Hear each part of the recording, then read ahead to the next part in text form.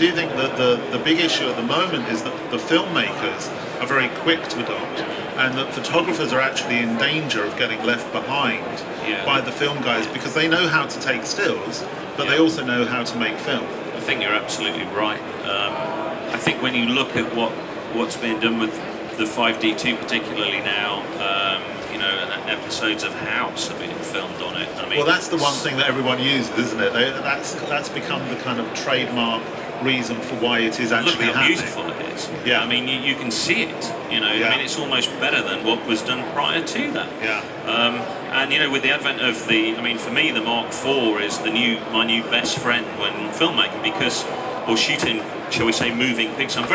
It's a really important point. It is a difficult one, isn't it? Because I can't sit here necessarily and say I am a filmmaker. You know, my background is not in filmmaking, it's in graphic design and in stills photography. Why shouldn't I pick up a camera that is capable of shooting moving pictures and actually do my thing with it? I mean, it's a free country. So, and what you do is you learn. You surround yourself with people who will teach you. And I'm very fortunate with that. But I think that's where I'm talking about the idea of actually being open to a new process, as well as being open to the concept of working within a team. Because suddenly you're not the person with the only vision, but you've got to be able to collaborate with that vision. Listen, I mean, for what it's worth, my advice to any photographer out there who is thinking about do I ever go at the filmmaking or the shorts or whatever, then just try it. Because for me, I'd say the growth in the last 2 years since I shot. I mean, by the way, the first shoot I did for Roxandra Lynchage at the V&A, I did out of my own pocket, and I was very fortunate to work with a guy in New York who helped with the edit and put a beautiful edit together, and also with Barney over here. We did 2 films, and that led to a barrage of work from one of my clients, Mac Cosmetics, who saw this first film. And Mac are just known for really, you know, being a very early adopters, and they just have to see a glimpse. And many clients, they just need to see a glimpse of something, and that's enough, particularly in the industry that I work in. And yeah, we like that, Clive. Go away. And they sent me off to Milan. You know, I'd shot D² backstage at Milan Fashion Week. We made more films here in London. I've just finished shooting 2 projects with Mac, which hopefully we're going to go into edit soon. We've been, I mean, the perfume commercial that we just shot, which was released two weeks ago, we've already been commissioned to do the second perfume commercial. They're now we're in talks for possible documentaries.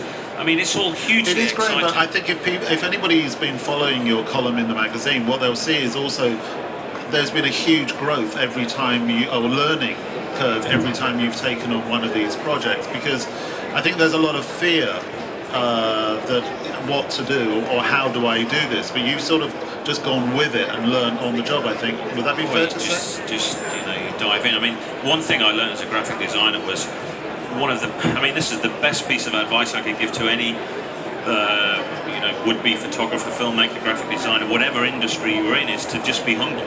You know, that is the single, never be arrogant. Always be humble. I mean, if you're a genius, maybe you can get away with being arrogant, but most of the people I work with at the very, very top of their game, to a man and a woman, are humble, and they're some of the nicest people you could ever meet. Well, again, you know, it goes back to our conversation this morning, which was, you know, Ed saying, and agreeing with me, with something I always used to feel when I was an art director, which is that you employ a photographer, 90% is about their personality, 10% is about the photography, but that 10% has got to be so good.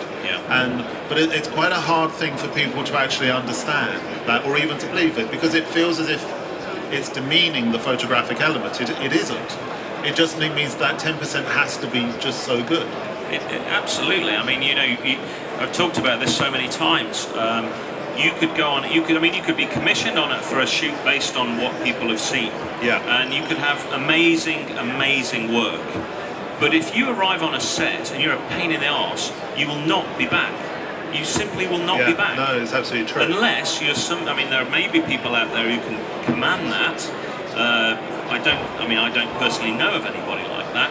But you know, being with a team of people means that you've got to be a team player.